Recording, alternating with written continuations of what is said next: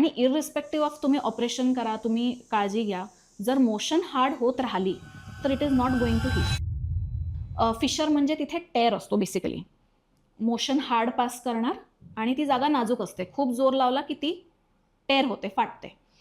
फाटली की त्याला आपण फिशर म्हणतो. आणि कुठेही शरीरावरही जखम असली तरी ते हील जर तिथे घाण लागत राहिली सतत किंवा तुम्ही त्याच्यावर रिपीटेडली ट्रॉमा करत राहिले तर ते नाहीच होणार आहे हील. That is how. आणि तिथे तर तुम्ही मोशन पास करताय तर ते लवकर हील होणार नाही.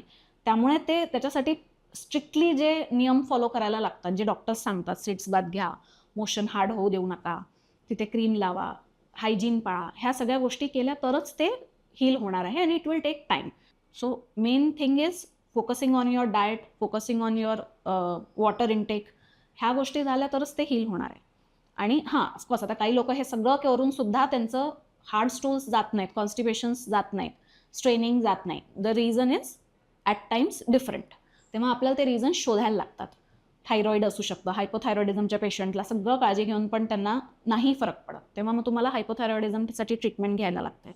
अजून इतर कारणं असतील कॉन्स्टिपेशनसाठी तर त्याला अकॉर्डिंगली पुढच्या टेस्ट्स करून त्याला ट्रीट करायला लागतं.